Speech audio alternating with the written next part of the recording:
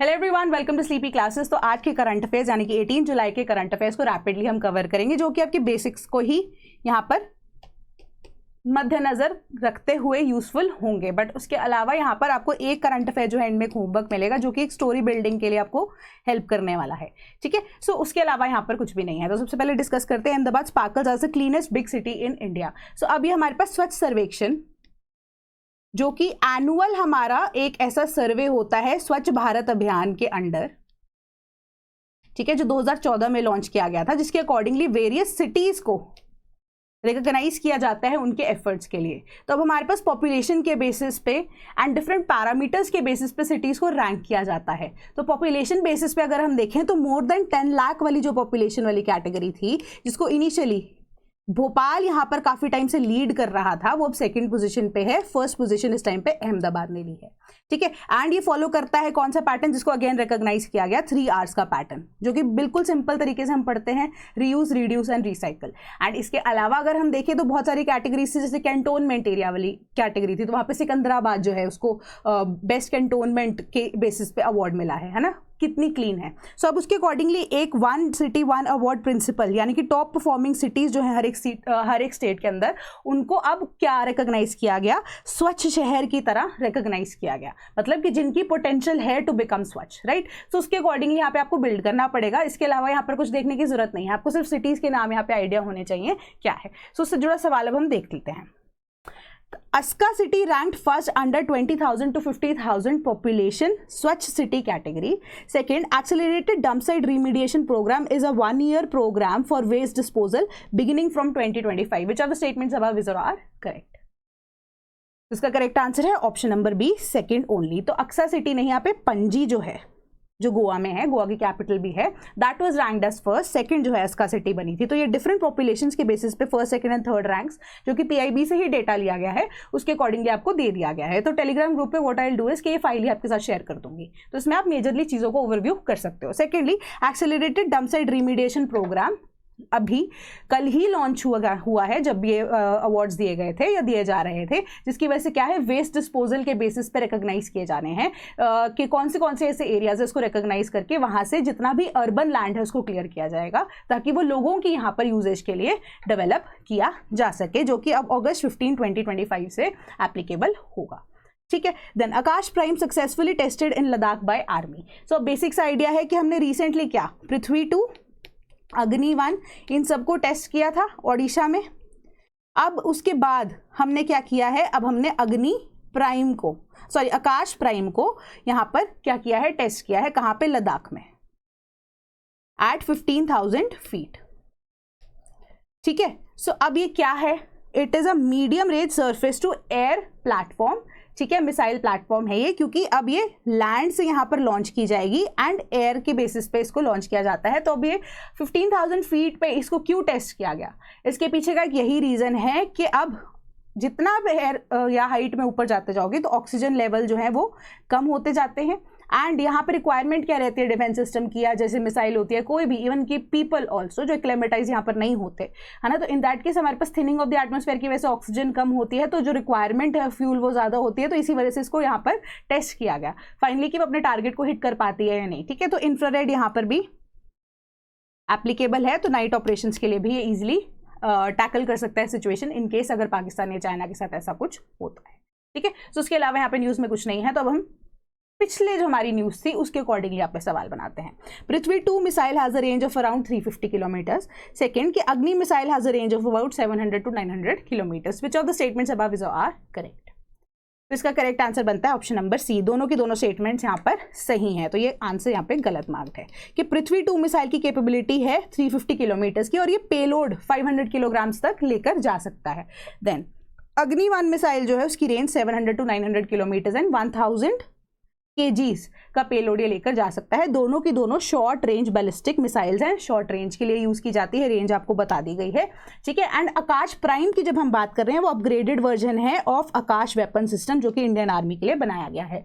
So your homework here is कि आप आकाश system में क्या क्या चीज़ें यूज हो रही हैं, कौन सी मिसाइल्स यूज हो रही हैं, जो एयर डिफेंस सिस्टम एक्चुअली में करता क्या है, इसके ऊपर थोड़े से अब आप फीचर्स के ऊपर डेवलप कर सकते हो, पॉइंटर्स को डेवलप कर सकते हो। Then how scientist detect a colossal merger of black holes. So अब ब्लैक होल्स के बारे में आपको यहाँ पे पता होना चाहिए। ब्लैक होल क्या है कि बहुत ही डेंस मैटर है हमारे पास, जिसकी ग्रेविटी बहुत ज़्यादा है, एंड ये आसपास जो है जितने भी ऑब्जेक्ट्स इसके विसिनिटी में आते हैं, क्या करते हैं, उसको एब्जॉर्ब कर लेते हैं, एंड उसके अंदर ही वो कोलैप्स हो जाते हैं। तो अब दो ब्लैक होल्स आपस में जब मर्ज होते हैं तो बहुत ज़्यादा इम्पैक्ट उसका होगा, क्योंकि ये मैसिवली डेंस है, लाइट भी इसके थ्रू पास नहीं कर पाती है ना।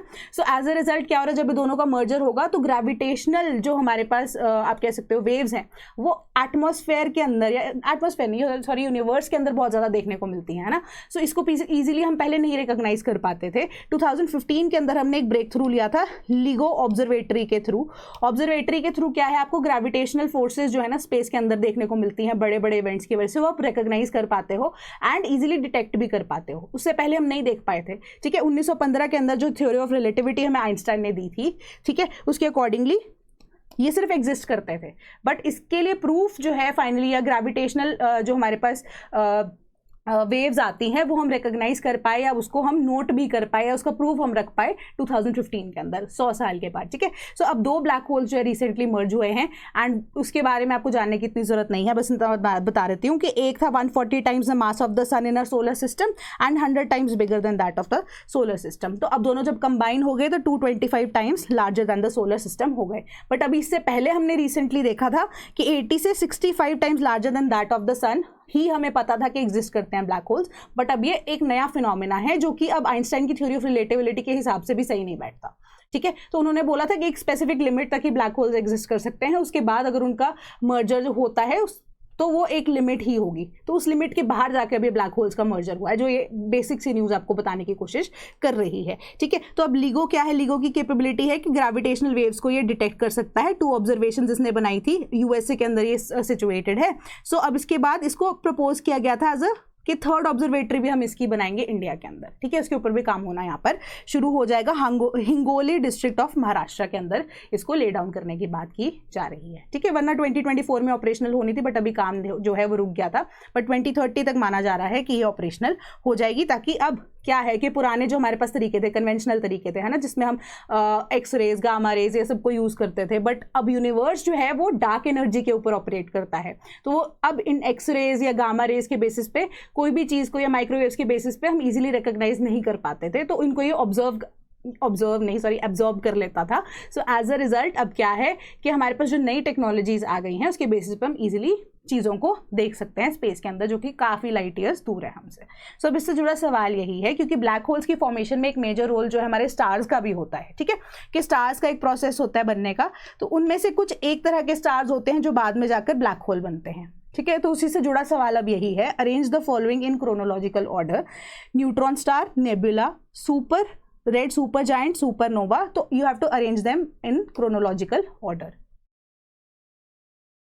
तो इसका करेक्ट आंसर बनता है ऑप्शन नंबर ए, 2, 3, 4, 1, ठीक है। कैसे? क्योंकि सबसे पहले नेबुला स्टेज होती है जो कि कॉमन होती है टू बोथ द स्टार्स, ठीक है, जो कि अब ब्लैक होल बनते हैं, जो नहीं भी बनते हैं, ठीक है। अब हाई मास स्टार जो होता है 8 to 150 times the solar mass, sun के मास से जो 8 से 150 टाइम्स ज़्यादा होगा, वो जनरली ब्लैक होल की तरफ ज़्यादातर देखने को मिलता है। एंड जो लो मास स्टार होता है वो ब्लैक होल जनरली नहीं बनता, वो ब्लैक डॉर्फ स्टार बनता है, ठीक है, जो अपनी लाइट या कह सकते हो ल्यूमिनोसिटी को थोड़े टाइम बाद, या क्योंकि एनर्जी है ना, रिलीज हो जाती है, ल्यूमिनोसिटी को वो अब खो देता है थोड़े टाइम में, बट वो छोटे स्टार्स होते हैं, वो ब्लैक होल नहीं बनते। ब्लैक होल्स मैसिव होते हैं तो उनका मास जो है वो भी ऑब्वियसली ज्यादा होगा। सो अब हम इस साइड देख लेते हैं, हायर मास वाले अब क्या बनेंगे, इनिशियली सुपर जायंट बनेंगे, देन सुपरनोवा बनेंगे, न्यूट्रॉन स्टार बनेंगे, एंड ब्लैक होल इवेंचुअली बनते हैं, ठीक है। वेराज जब हम लो मास स्टार की बात करते हैं तो वो सुपर रेड जायंट नहीं बनते, वो रेड जायंट बनते हैं। फिर प्लैनेटरी नेबुला एक एडिशनल स्टेज होती है उनके अंदर, ठीक है, क्योंकि अब उसके बाद ये व्हाइट ड्वार्फ बनते हैं, देन ब्लैक ड्वार्फ बनते हैं, ठीक है। सो इसके बाद हम नेक्स्ट देख लेते हैं कि what to know about the African kingdom Eswatini where the US has sent 5 deportees. तो अब क्या है, एस्वातिनी जो है साउथ अफ्रीका के अराउंड, आप यहाँ पे मैप पे देख सकते हैं, दिस इज साउथ अफ्रीका, ठीक है। एस्वातिनी यहाँ पर एग्जिस्ट करता है, and it is the only country in you can say African continent जो कि अभी एब्सोल्यूट मोनार्की है, ठीक है। सो अब मेजर यहाँ पर काम यही है आपका कि आप मैप देखो, ठीक है। एंड एस्वातिनी में 5 डिपोटीज को भेजा है यूएसए ने, एंड एस्वातिनी ने इनको बोला हम इनको रिहैबिलिटेशन सेंटर के अकॉर्डिंगली वापस से कोशिश करेंगे रिहैबिलिटेट करने की, ठीक है। इसके अलावा यूएसए इनको एड दिया करता था जो कि इन्होंने अब बंद कर दी है। So it is a you can say कि मीडियम रेंज वाला ऐसा नेशन जो कि अभी डेवलपिंग नेशन है, मीडियम इनकम के अंदर है, but one of the reason being कि यहाँ पे जो इनकम है वो अब बहुत ज़्यादा कॉन्सेंट्रेटेड है in people's hands, not in people's, certain people's hands, ठीक है। तो अब उसके अकॉर्डिंगली कुछ ऐसे या मैक्सिमम जनता ऐसी है जो 3 से या $2 से $3 पर डे के अकॉर्डिंगली उनकी इनकम है। सो काफ़ी ज़्यादा रिपीटेडली न्यूज़ में रहने वाला है आगे आने वाले टाइम में। सो इसके इंपॉर्टेंस क्या क्या है, जियोपॉलिटिकली भी क्या है, एंड क्यों यूएसए इनके साथ रिलेशन डेवलप कर रहा है, उसके पीछे का आप रीज़न थोड़ा सा जान सकते हैं। देन सवाल यही है कि Eswatini is bordered by South Africa on all sides. Second, Eswatini is the only African nation with absolute monarchy. Which of the statements above is are correct? तो इसका करेक्ट स्टेटमेंट बनता है option number B, only 2। All sides नहीं है यहाँ पर, ठीक है। यहाँ पे आप देख रहे होंगे मोजाम्बिक एग्जिस्ट करता है, एंड इसका नॉर्थ ईस्ट जो बॉर्डर है वो मोजाम्बिक के साथ लगता है, बाकी सारे साइड्स पे साउथ अफ्रीका इसको कवर कर रहा है या बॉर्डर करता है। एंड सेकंड, इसका पुराना नाम इसका स्वाजीलैंड होता था, एंड नाम इसका वापस से चेंज करके अब एस्वातिनी कर दिया गया क्योंकि अभी ये अपनी कल्चरल रूट्स के साथ यहाँ पर रहना चाहते थे, ठीक है। And it is absolute monarchy. Then cutting sugar oil, why government wants to nudge people to eat healthy. तो इसके पीछे के रीजंस ना हमारे पास ऑलरेडी हमें पता है, हमने मूफा के बारे में डिस्कस किया था, हमने सूफा के बारे में SFA के बारे में डिस्कस किया था, देन हमने पूफा के बारे में डिस्कस किया था, एंड शुगर लेवल्स की यहाँ पे बात की जा रही है, ठीक है, कि गुड एंड बैड फैट हमारी बॉडी के अंदर क्या है, ठीक है। तो मूफा एंड पूफा की जब हमने बात की थी, दीज आर गुड कोलेस्ट्रॉल के लिए हमारे लिए, ठीक है। वेरएज हम SFA की सैचुरेटेड फैटी एसिड्स की जब बात करते हैं तो ये बैड कोलेस्ट्रॉल में ऐड करता है, तो इससे हमारे पास क्या था, डायबिटीज़ होने के चांसेस थे। अब हमारे पास क्या है कि स्ट्रोक होने के चांसेस है। तो देयर आर चांसेस कि अब सरकार यही चाह रही है कि शुगर एंड ऑयल की कंजम्पशन लोग घटा दें, क्योंकि अकॉर्डिंग टू डेटा कि बाय द ईयर ऑफ आप कह सकते हो 2050 45% तक, एग्जैक्ट फिगर है हमारे पास 44.9% जो लोग हैं ना वो ओबेसिटी की तरफ चले जाएंगे। तो ईट राइट जो हमारा कंपोनेंट है सरकार का वो चाहती है बढ़ाए, ठीक है, कि हेल्दी फूड जो हैं वो यूज़ किए जाएं या उसको कंज्यूम किया जाए। ये जो शुगरी फूड्स हैं वो उस चीज़ को यहाँ पर ना कंज्यूम किया जा सके, क्योंकि मेजरली इसकी वजह से अब मोटापा बढ़ेगा, एब्डोमिनल जो फैट है वो बढ़ेगा, जिस वजह से फर्दर डायबिटीज़ जैसी बीमारियों के या ऐसे कैंसर जैसी बीमारियाँ बहुत ज़्यादा जो कॉमन हो चुकी हैं उसके फर्दर बढ़ने के चांसेस बहुत ज़्यादा हैं। तो बल्कि यहाँ पर जो WHO है वो जो हमारे पास एडिटिव शुगर होती है जिसकी 0 कैलोरीज भी होती हैं उसको भी रेकमेंड नहीं करता है। वेराज हमारा जो ICMR है उन्होंने भी बोला है कि जो भी व्यक्ति है उसको अपनी बॉडी के हिसाब से सिर्फ और सिर्फ 5% of the bodily need of sugar consume करनी चाहिए, जो कि equivalent to 25 grams per day होगी, ठीक है, which will be equivalent to again 5 tablespoon of sugar.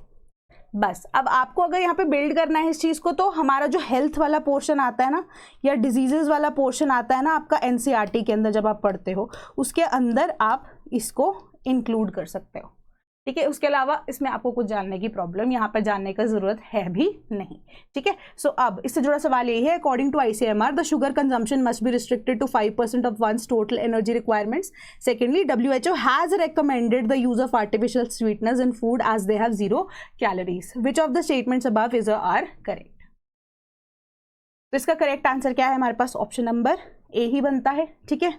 Recommend नहीं किया है ना, रिकमेंड नहीं किया है, दे डू नॉट वांट कि हम आर्टिफिशियल स्वीटनर्स भी डालें, ठीक है। तो इसका correct answer option number A ही यहाँ पर बनता है। सो अब आपका जो होमवर्क है वो यही है कि Russian oil India calls out double standards. So इसके बेसिक सा रीज़न यही है कि इंडिया के ऊपर सैंक्शंस लगने के चांसेस हैं बाय USA कि अगर हम रशिया से क्रूड ऑयल इंपोर्ट करना बंद नहीं करते तो देयर आर चांसेस कि एक बिल जो है वो अब पास होने की जो है हो सकता है इन USA ऑल्सो, जिसके अकॉर्डिंगली 500% तक sanctions India, China and Brazil के ऊपर लगाई जा सकती हैं, ठीक है। तो उसके बेसिस पे अब ये डबल स्टैंडर्ड्स की बात की जा रही है, वो किस बेसिस पे की जा रही है आपका ये होमवर्क है, ठीक है। इसके अलावा यहाँ पर न्यूज़ में और कुछ भी नहीं है, इससे जुड़ा सवाल भी मैं आपको क्या ही पूछती, ठीक है।